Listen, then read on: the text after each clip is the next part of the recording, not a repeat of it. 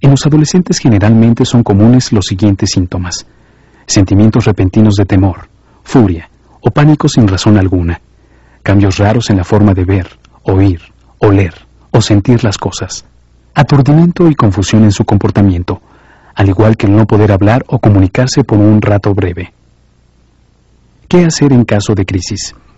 Si el paciente tiene el tipo de ataque que consiste en caerse al suelo, temblar y ponerse rígido, asegúrese previamente que todos en la familia sepan exactamente cuáles son los pasos a seguir. 1. Antes que nada, guardar la calma. 2. Ponerle al paciente algo suave debajo de la cabeza, de manera que no reciba golpes cuando se produzcan los temblores y las convulsiones. 3. Voltearlo suavemente hacia un lado para que la saliva fluya fácilmente de la boca y no impida su respiración. 4. Quédese a su lado hasta que el ataque termine y el paciente se levante de nuevo. Le será muy reconfortante. 5.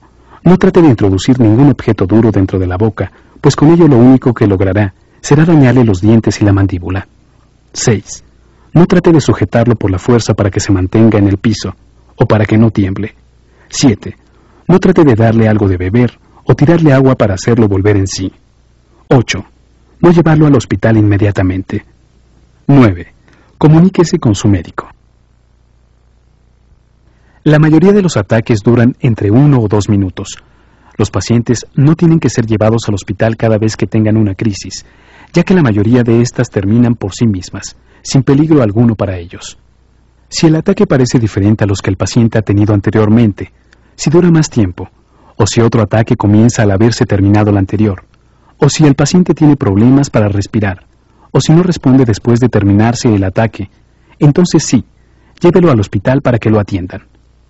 ¿Cuáles son los estudios que se deben realizar para detectar la epilepsia? El diagnóstico de epilepsia siempre debe ser clínico, pero es necesario practicar estudios tales como valoración de inteligencia, memoria, etc., pares craneales, fuerza, tono muscular, reflejos y coordinación, además de realizar un electroencefalograma. Este estudio es muy importante ya que refleja la actividad eléctrica del cerebro. El examen consiste en colocar electrodos en el cuero cabelludo del paciente. Estos electrodos recogen pequeñas cargas eléctricas que pasan entre las neuronas del cerebro. La máquina amplía las cargas eléctricas y las transcribe en papel. Este estudio nos puede indicar qué parte del cerebro está lesionada. Es una prueba confiable y su procedimiento no es doloroso. Otro estudio que se utiliza es la tomografía axial computarizada del cráneo. Esta muestra las estructuras cerebrales a diferentes niveles del cerebro. Podemos ver si existen lesiones tumorales, calcificaciones, hemorragias, coágulos, malformaciones venosas o arteriales o congénitas cerebrales. La resonancia magnética del cráneo. Este estudio utiliza campos magnéticos en lugar de rayos X. Es un estudio que produce fotografías del cerebro más detalladamente. La tomografía por emisión de positrones. Produce fotografías coloreadas y codificadas del proceso cerebral en función de su circulación sanguínea, el uso de glucosa y la presencia de oxígeno. En caso de estar tomando medicamento, se deberá revisar los niveles séricos en sangre del antiepiléptico que esté tomando, así como sus células blancas, rojas, plaquetas y funciones del hígado. Esto se debe hacer al iniciar el tratamiento, después de un mes y posteriormente de cada 6 meses a 1 año. Tratamiento. Los anticonvulsivos constituyen el primer eslabón del tratamiento de la epilepsia y, en la mayoría de los casos, disminuyen la frecuencia de las crisis. Estos medicamentos poseen, sin embargo, efectos secundarios desagradables, como son la somnolencia y la disminución de la capacidad de concentración. En algunos casos el medicamento es tan efectivo que no se presentan nuevas crisis mientras exista un nivel fijo de medicamento en la sangre. Cuando esto sucede, el neurólogo puede decir que la epilepsia está controlada. Sin embargo, si los medicamentos dejan de administrarse o se hace de manera irregular, su nivel en la sangre baja y no es suficiente para ser efectivo, por lo que puede aparecer una crisis. El no tener crisis quiere decir que el medicamento está funcionando, no que ya no se necesite más. Algunas veces, después de un largo periodo de control con el medicamento, pueden volver a aparecer las crisis. Esto sucede porque la constitución física de la persona cambia conforme crece y el medicamento tiene que ser ajustado. Medicamentos. Estos son los medicamentos más usuales en el tratamiento de la epilepsia: primidona, etosuximida, ácido valproico, benzodiazepina, carbamazepina, difenilhidaltoína, fenobarbital, lamotrigina. Es muy importante que su médico recete el medicamento indicado en la dosis adecuada. ¿Cómo se debe seleccionar un medicamento? La selección del medicamento adecuado se hace en base al tipo de crisis y al síndrome epiléptico.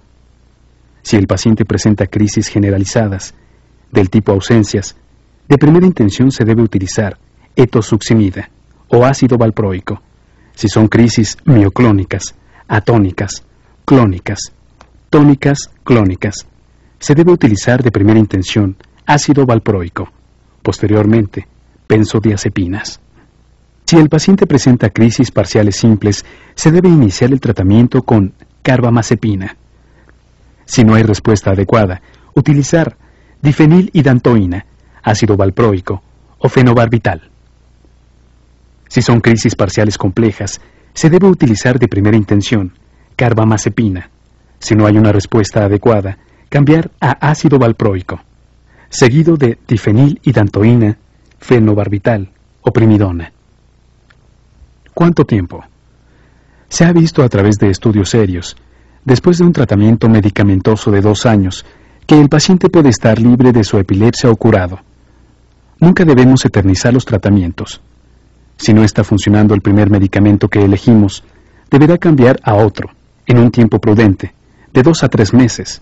No es conveniente utilizar 2 o más medicamentos, ya que los efectos colaterales pueden ser severos o no sabemos cuál de los medicamentos utilizados verdaderamente nos está surtiendo el efecto deseado.